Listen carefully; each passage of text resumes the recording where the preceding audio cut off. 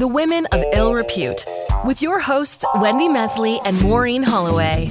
Wendy. Yeah, hi. Hi. There are two kinds of people in the world, I proclaim. Surely not. No, there are two kinds of people in the world. Those who believe there are two kinds of people in the world, and those who say surely not. And don't call me Shirley, but okay, this is admittedly a silly start to a serious episode with a real serious journalist. But you're the comedian, and I've sort of marketed myself as a very serious journalist. Are you saying I'm not a serious? No. You're very serious. Hello. How many awards and accolades do you have? Like a credenza full of hardware. You could open a hardware store. But if I'm not mistaken, and, with all due respect, you have never covered a war zone. You've never put your life on the line. You've never been shot at on Parliament Hill. Not that you should, but it's a different kind of journalism. Yeah, so many of my colleagues went that path, and I never had the guts or the grit to do it. Or maybe I kind of need my special pillow. It's true. Sad, but true. That's okay. But back to the two kinds of people. There are those that they say run to danger and those who run away. And today's guest, for a number of reasons, runs towards it. And we're going to talk about that, I hope. Lynsey Addario she's a dream for this podcast for Women of Ill Repute. She's a photojournalist. She's covered the biggest conflicts and humanitarian crises of the past 2 decades: Afghanistan, Libya, Darfur, Yemen, Syria, Somalia. God, there's a lot of conflicts, and most recently Ukraine. And she has covered it close up in the center of conflict. Yeah, it's pretty amazing. I mean, the stuff from Ukraine recently just got, she's very, very special. You've seen her work everywhere. She's been working for the New York Times, National Geographic. Her photos, well, they're just, they're different. They're beautiful. They're also heartbreaking. She's won all kinds of awards. She's won a Pulitzer, a MacArthur Fellowship. Maybe she's a genius. 2 Emmy nominations. And she currently has this exhibition at the School of Visual Arts in New York, which kind of encapsulates a big part of her career. She's written a memoir called It's What I Do, which answers a lot of preliminary questions, and also a stunning collection of photographs called Of Love and War. Yeah, I was hoping when I read the book, I was really hoping that she could just take pictures and not write. But unfortunately for me, she can write. Oh, she's a terrific writer. Yeah, and she's serious. She's been kidnapped. Not that this makes her special, but she's been kidnapped twice. She's been threatened. She was in a serious car crash. She's got like a plate in her shoulder. She's also a wife and a mother. A lot of stuff.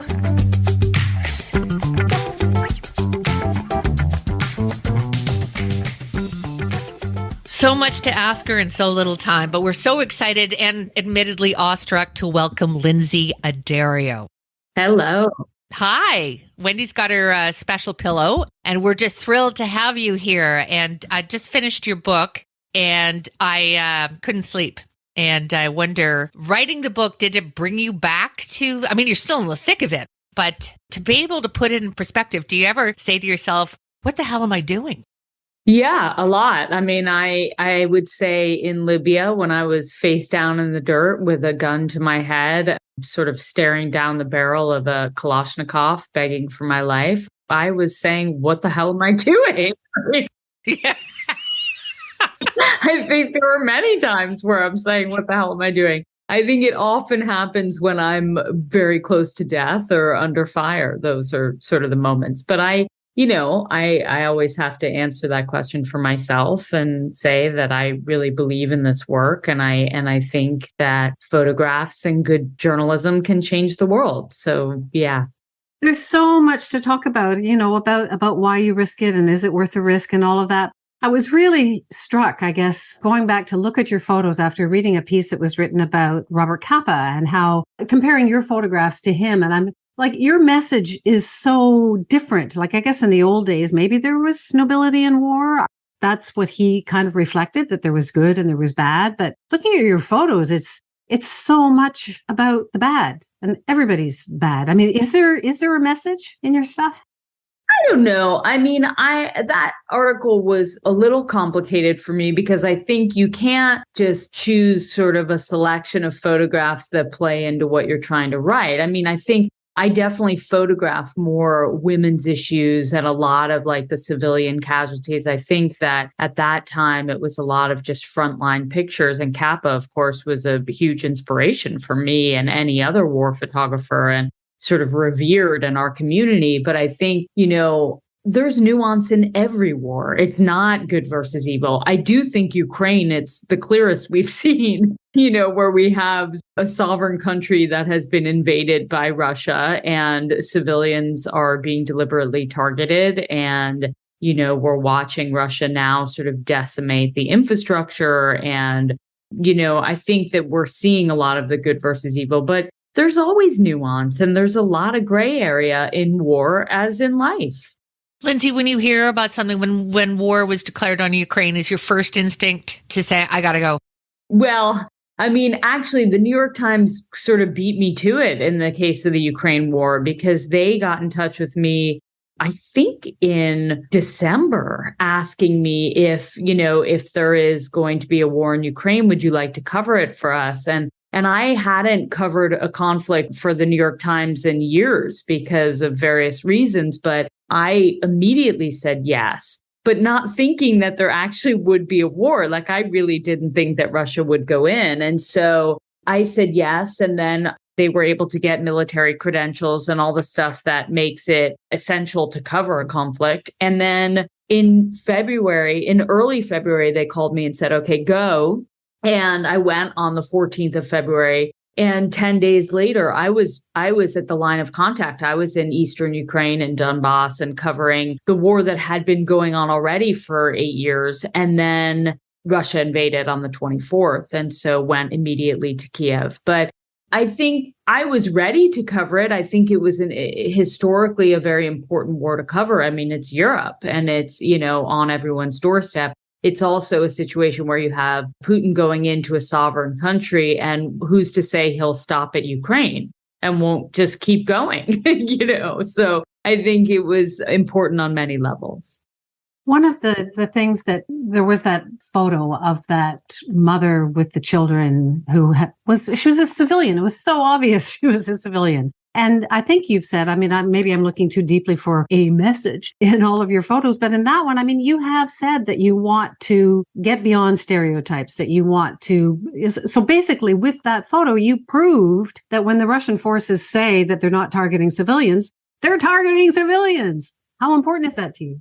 Well, that was a situation that was, there were many levels to that.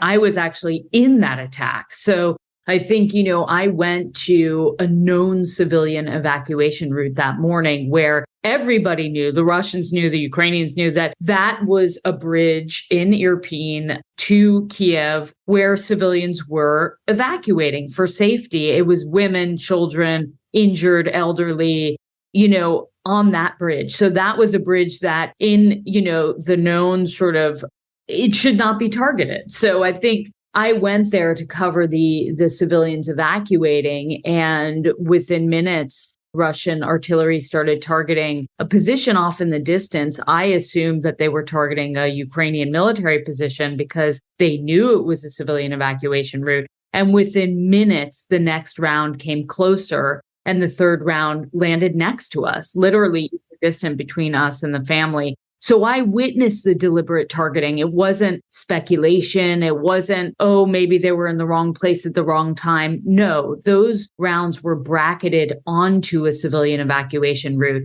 And I witnessed the entire thing. I was sprayed with gravel. I was in that attack. And so I think that was the difference between, when Putin says we're not targeting civilians. Well, that's just not true. What do you do with your fear? Just from reading your book, what you do requires incredible focus and toughness, but you strike me as a very feeling person. So what do you do with it? Oh, God, I wish I wasn't so feeling. I cry, I run, I get scared. I'm very, very human. I am not like robotic in these situations. I didn't realize that Andriy Dubchak, who is the Ukrainian journalist I've been covering the war alongside, he's been translating for me and we've been working together, but he was rolling. He was actually shooting video of that entire attack, and you can hear me. I'm like shit, because I was terrified. And I also thought that this Ukrainian soldier that I had been photographing and that we had been kind of shielding me every time a round would come close, I thought he was killed in that attack because he sort of disappeared in a poof of dust when the round came in.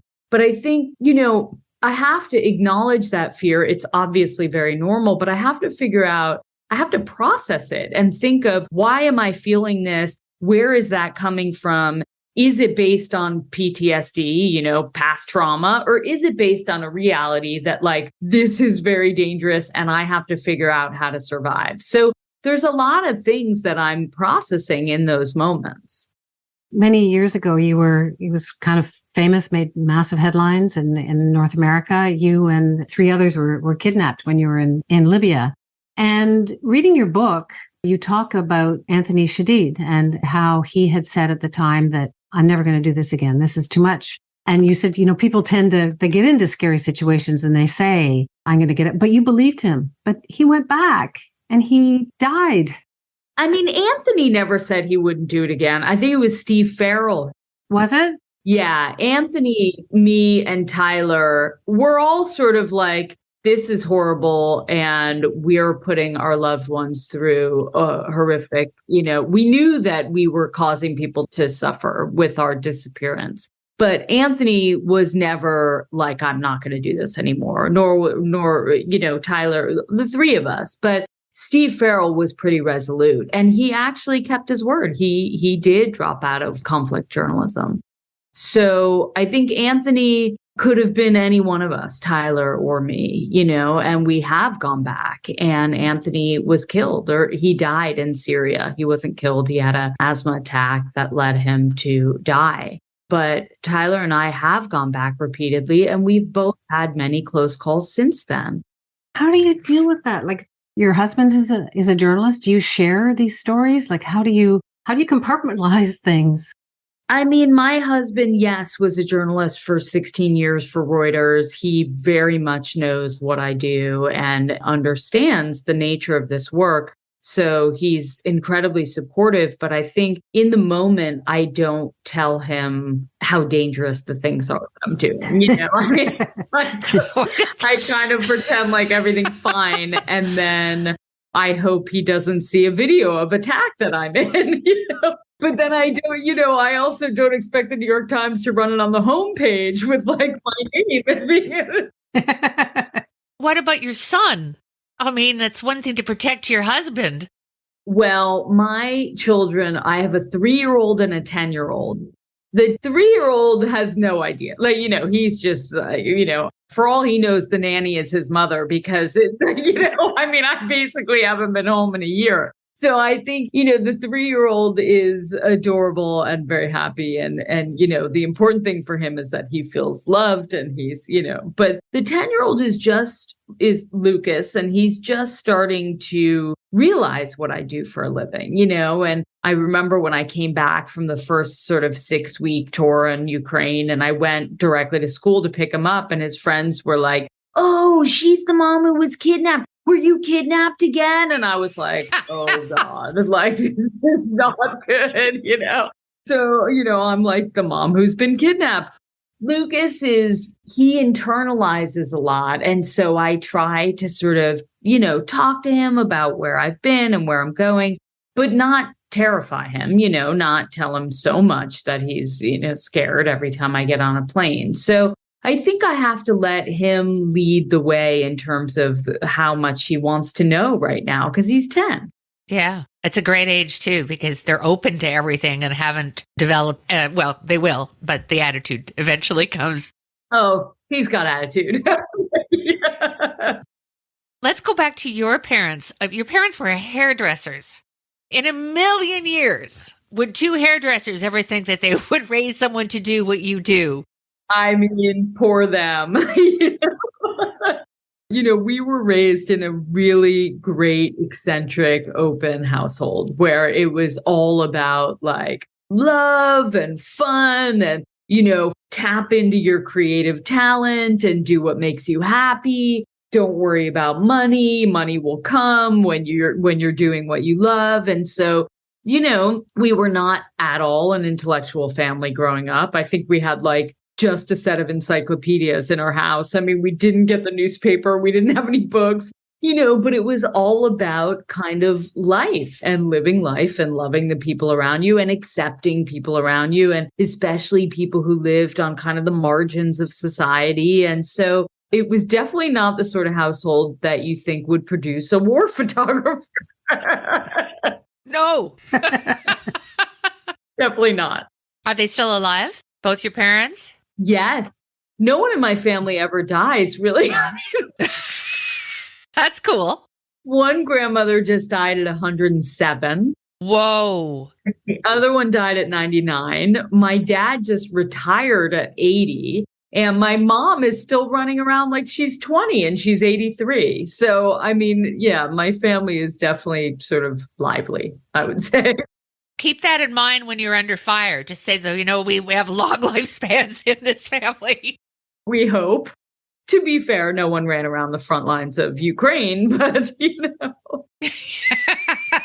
Well, it does sort of explain the invincibility of everything, that you think you're gonna live forever. And also that you could just get pregnant. You could just like drop one at any time. That I found it fascinating that you wrote about you didn't feel the biological clock ticking, because it was just like, that's what my husband says, is that he passed me in the hallway and I was pregnant. I said, it'll take years. And I was 40, but, work to deadline. Yeah. No, I mean, first of all, I never, in my profession, there are so few women. There are so few women that are mothers, and there are much less married. So I think it's a profession that does not lend itself to home life because, we're away often, we're away for long stretches. There are a lot of men in my profession who have wives at home with children, but there are very few women with husbands at home raising the kids. And I was very lucky to marry my husband, Paul, who is incredibly supportive and who is an amazing father and who basically raises the kids, And so I think I just didn't expect that I would ever be able to have that life. I assumed I chose a path that would mean I could never have a family.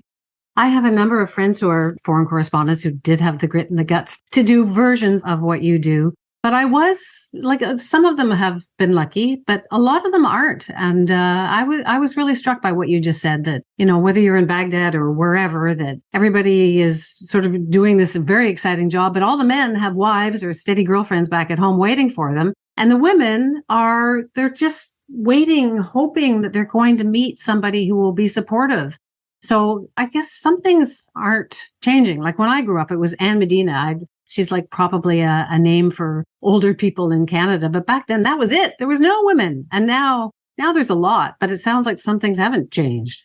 There are many women reporters, but there aren't that many war photographers. There's Heidi Levine, Paula Braunstein, Carol Guzzi, Nicole Tung. I mean, I can kind of name them on one or two hands. And so there were no role models for me of mothers. When I got pregnant, I was terrified. I was like, how am I going to, like, my life's over, my career's over. How am I going to raise a child and be able to go do this work? And so, because there were very few people to look up to. I mean, Heidi Levine had children, but very few people have kids. The women of ill repute. At the same token, you're very aware of being a woman, and this is relevant. I wouldn't normally go, you're 5'1" or 5', you're a smaller person. So being female and smaller in your book, in your stories, you're very aware of not wanting to slow anyone down or not wanting to make your stature and your femaleness an impediment to anybody, which is not something the guys have to worry about. Right. No, I mean, I constantly, especially during the Iraq War and the Afghan War, when I was doing a lot of military embeds with the U.S. military and the Marines. And, I still train at least an hour a day. And at that point, I was training all the time because I never wanted to be that person who was like, I can't scale this wall. I can't do a 7-hour patrol with flak jacket and all my camera gear. I always wanted to be able to keep up because that is part of my job, so I have to be physically fit. I'll be 49 next week and I'm going to be, and I still am training all the time. So can you still do all that stuff? Can you like climb over the walls and do 7-hour hikes and no special pillow? Yeah, of course I can. Here's the thing. After I had my son Lucas 10 years ago, I had major back problems. I had 3 herniated discs. My back was going out all the time.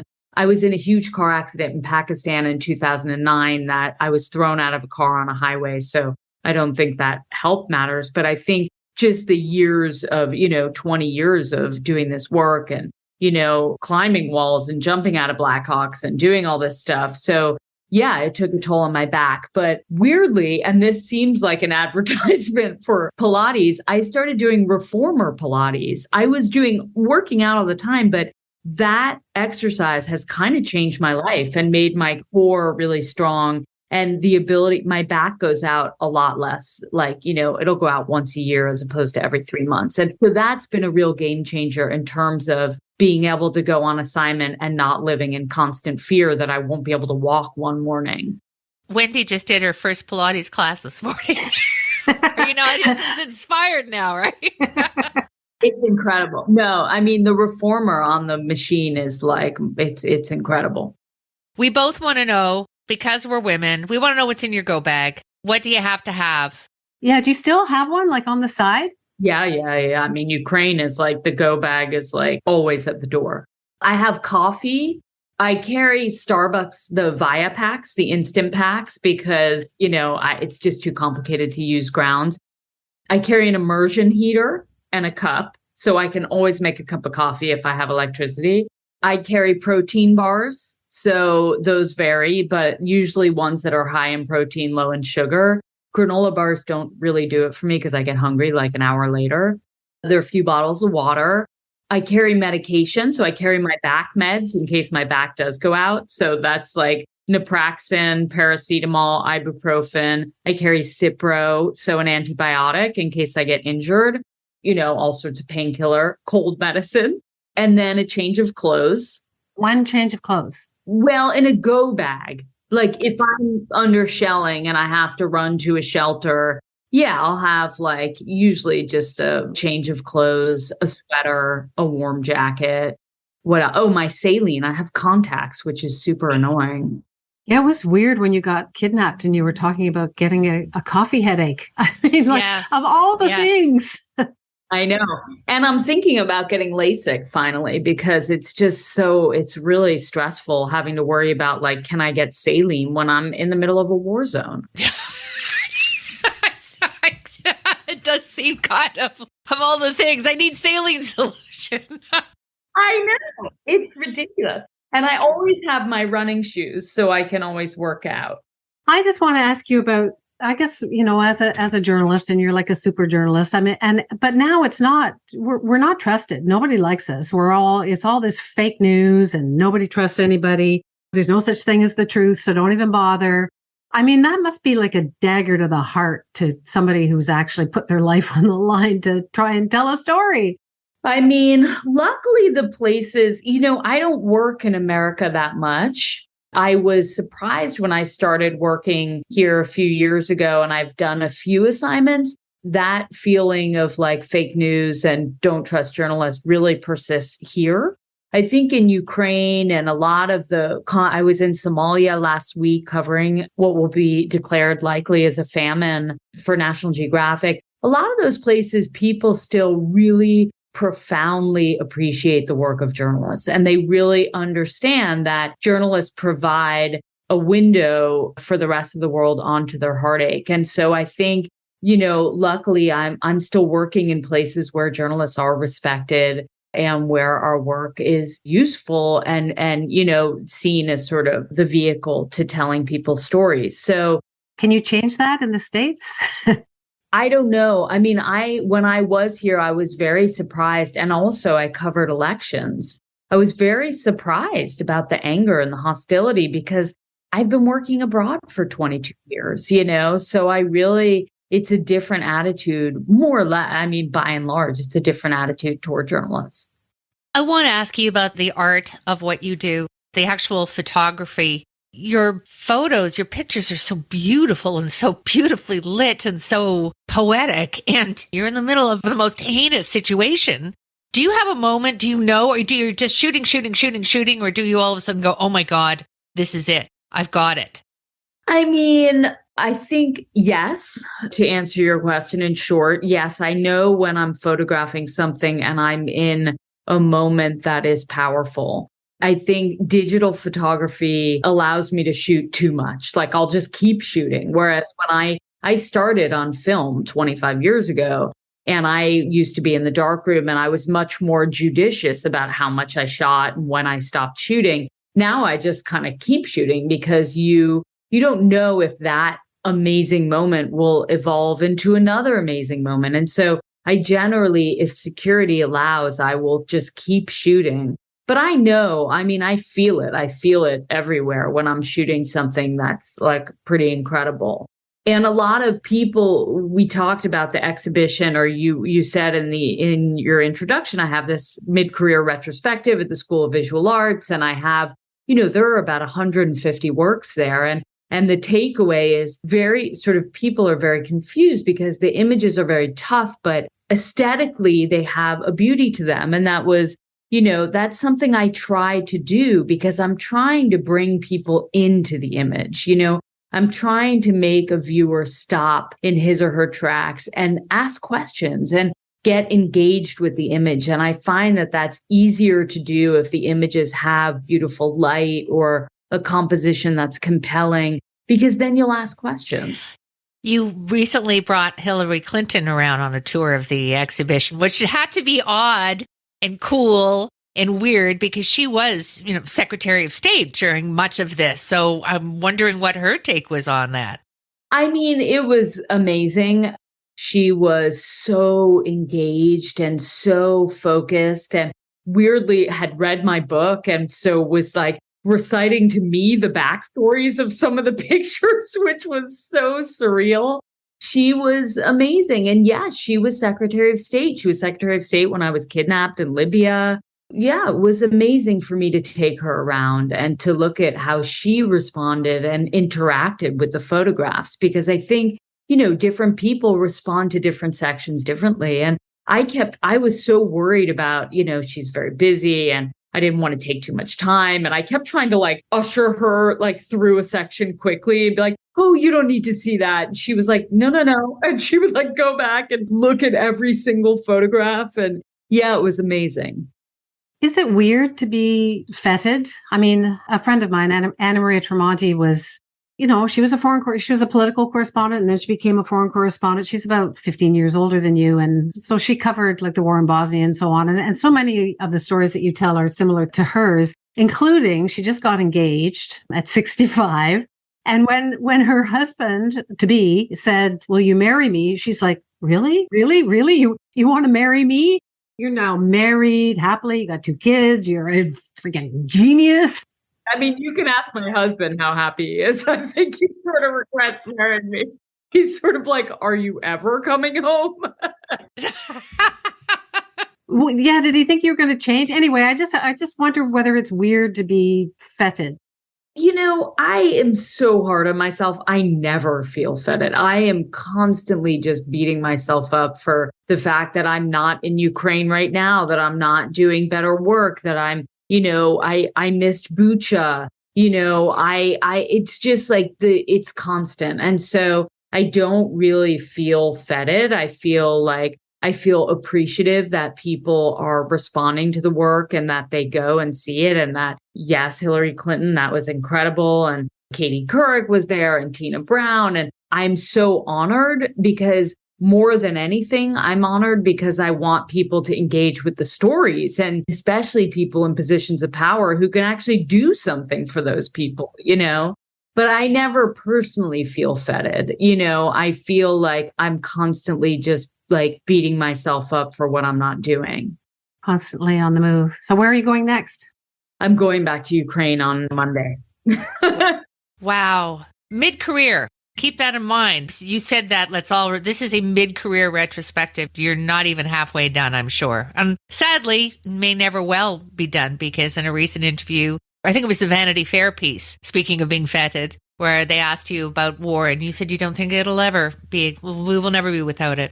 No, I don't. I think, sadly, it's human nature. I mean, I think the war, and what's interesting, I think, is that as climate change gets worse, I think wars will get worse because I think there will be more and more conflict over resources and water and land and harvestable land. And so, even in Somalia, you have a real confluence of conflict and climate. And I think, we will probably see that more and more as, climate change gets worse. Yeah, well, when you solve the journalism thing, if you could solve climate change while you're at it. Certainly can document it. That's not hard to do. Lynsey Addario, I can't tell you how honored I know you don't feel feted, but we feel honored to have spoken to you. And how long is your exhibit on at SVA?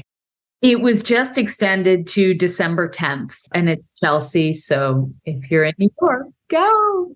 Well, Maureen is intimidated talking to authors. I'm like so intimidated talking to you. I just think that what you've done and what you're doing is amazing. And we had someone on a little while ago who sort of made fun of women for talking about the work-life balance thing all the time, which of course she's a lawyer. Yeah, so she's a lawyer, but there are other things in life, and men don't have to justify their balance all the time. So you're managing to make a real difference, and to have a family, and to have love, and like there's no perfect balance.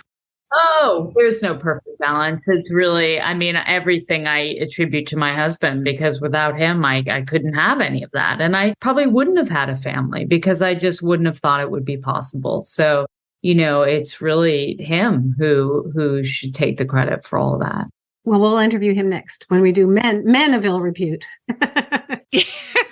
Lynsey, please take this with respect. Stay safe, please, as best as you can. Yeah, lovely to talk to you. Thank you. Bye, Lynsey.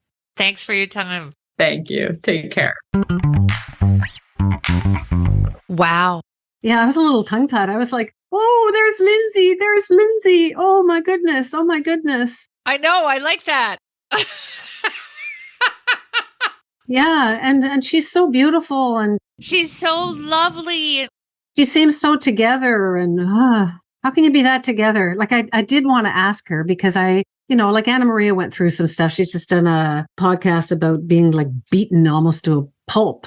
I know. I didn't know she was engaged too. That's adorable.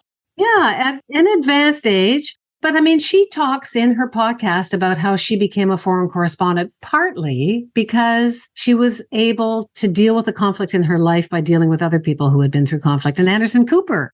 Yes, I thought of him too. Yeah, so he lost his brother when he was 10 and his dad when he was 21. And he said that he became a foreign correspondent at the beginning because he wanted to be with other people who had suffered grief. So I wanted to ask her about that, but she just seems, I don't know, she seems so together, and she's from a family that's kind of together. And yeah, she comes from a pretty normal place. Well, her parents were hairdressers. Her father came out and ran off with his boyfriend. There are certain things that are not, orthodox. But on the whole, yeah, very creative, loosey-goosey kind of, the fact that she had no newspapers, wasn't politically aware. And we didn't point this out in the interview. She has no formal training. She doesn't have a degree. She just she picked up a camera and she started as a stringer. And it was literally another photographer who showed her how to use a zoom lens properly. And so she is truly self-made in every way, but you can see why. Obviously the guts are there, but the innate intelligence and perhaps mostly the compassion that she brings to her photography. I meant to ask her, and I may ask her agent if we can put some of her photographs up on our website because, as they say, a picture tells 1,000 words. So we'll try to put that up there. Oh, that'd be good. I was hoping she wouldn't be able to write because like the double, triple threat thing, but it was a beautiful book too, and photography. So she could be a foreign correspondent, not just visually, but anyway, she can do whatever she can do. But I hope that her 3-year-old gets to know her because she's well worth knowing. So that's Lynsey Addario, and on to the next. The Women of Ill Repute with Wendy Mesley and Maureen Holloway. Available on Apple Podcasts, Spotify, Google Podcasts, or at womenofillrepute.com. Produced and distributed by the Sound Off Media Company.